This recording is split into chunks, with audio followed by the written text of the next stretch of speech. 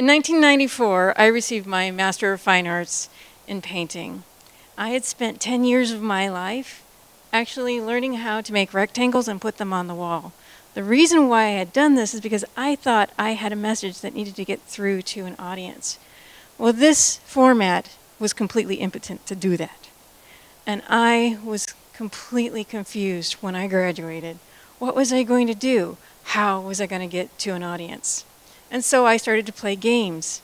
And I discovered through this game that games were a medium, an exciting medium, a medium that could actually communicate the complicated things that I needed to communicate in my work. And so I adopted it for myself, and I started to create my own games.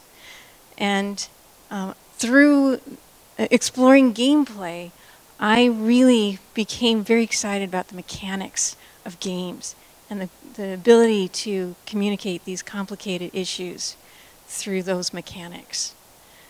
So that's why I make games.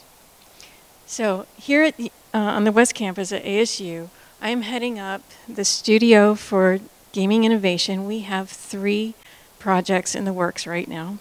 Games for Retention, BioDesign, that's a collaboration, and Mortal Coil.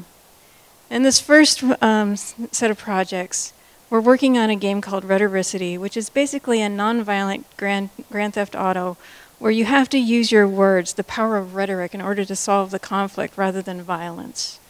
And the question that we want to really ask and find the answer to is it possible to convince the next generation that this is the way that we need to actually solve our problems through rhetoric?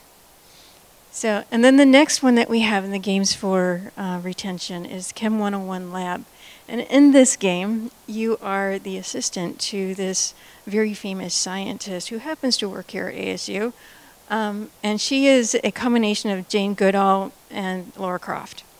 And so you are this nerdy guy who's a little bit uptight, and you're sent out into the world in order to do all the experiments, gather the results, and bring them back.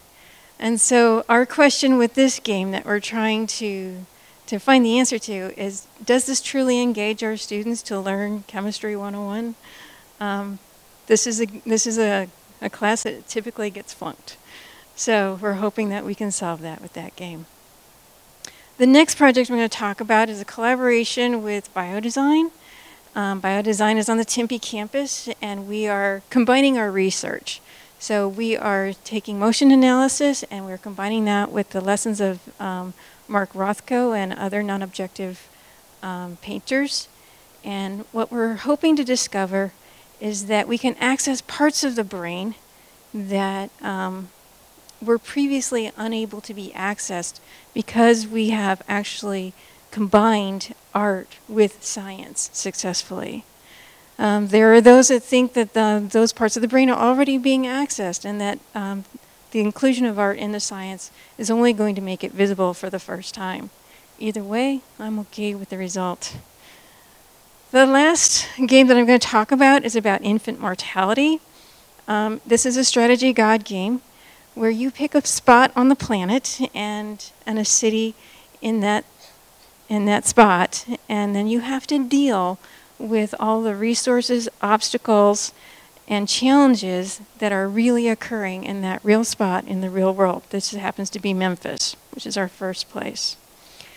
And so your goal in this game is to actually save the babies. See how many you can save by managing your resources, managing your challenges, and managing the obstacles. The question that we have in building this game is, can we truly save lives, really honestly save lives through the impact that this game can have? That the infant mortality rates will actually go down because of awareness that the game creates.